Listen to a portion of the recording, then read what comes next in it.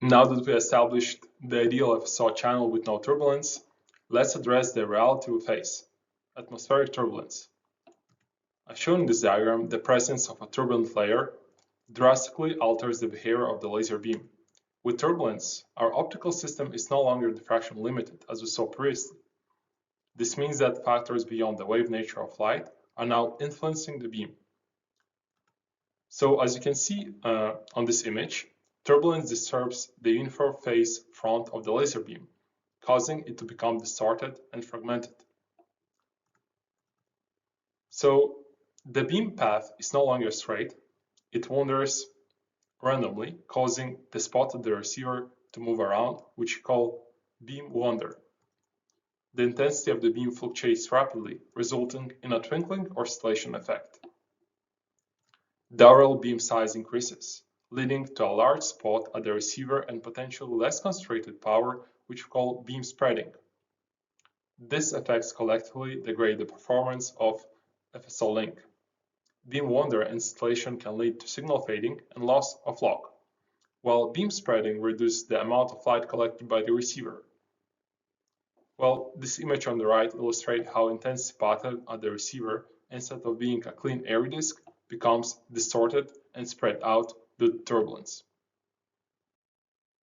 As we delve deeper into the impact of atmospheric turbulence on FSO, let's explore the structure of this phenomenon that significantly challenges optical communication links. Turbulence in atmosphere isn't just random chaos. It has a distinct structure characterized by eddies, packets of air with varying sizes and velocities. The foundation of atmospheric turbulence lies in the unpredictable movements of air molecules. Turbulent eddies, these are building blocks of turbulence, resembling swirling masses of air. The eddies range from large-scale structures, from 10 to 100 meters, to smaller ones, from 1 to 10 millimeters near the ground. As wind speed increases, larger eddies break down into smaller ones. This cascade effect is crucial in understanding how turbulence affects light propagation. The diagram visually represents this hierarchy of eddies.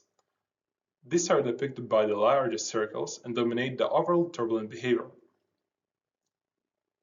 Smaller eddies, represented by progressively smaller circles, these eddies fill the space between the larger ones, creating a complex and dynamic structure. So how does structure impact FSO?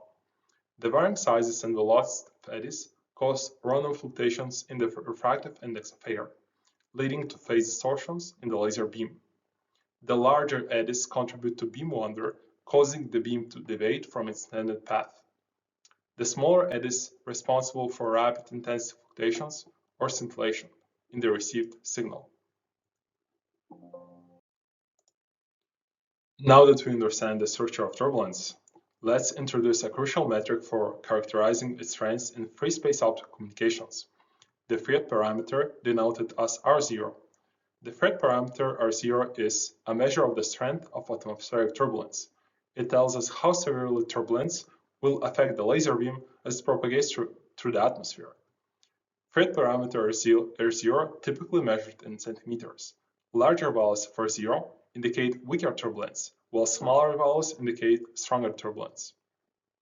In a turbulent atmosphere, the wavelength of the laser beam is broken up into small patches or cells, over which the phase of the light is roughly constant. The Fred parameter is a measure of the typical size of these coherent cells. For example, if the Fred parameter is 5 centimeters, this signifies strong turbulence, where the beam experiences significant distortions and fluctuations. For example, if the beam parameter is 20 centimeters, if the Fred parameter is 20 centimeters, this indicates weaker turbulence, leading to less distortion and more stable beam. Well, you can see that this graph illustrates the effect of the Fred parameter on the beam intensity profile of the receiver. The intensity pattern is severely distorted and spread out, resulting in a larger and less intense spot at the receiver. The intensity pattern is more concentrated and resembles the ideal airy disk, leading to a smaller and more intense spot at the receiver. The freed parameter is a critical factor for free space optical system design and performance analysis. It helps engineers to predict the level of turbulence-induced degradation or evaluate size stability. For example, the freed parameter can be used to assess the suitability of different locations for FSO links. Optimizing system parameters can be done by choosing aperture size, beam divergence, and modulation scheme can be tailored based on expected freed parameters. It's also important to know, as we saw previously, in ideal case, when we have no turbulence, our received PSF is diffraction limited. So to say, the half beam width is or the sink is lambda over the aperture size d.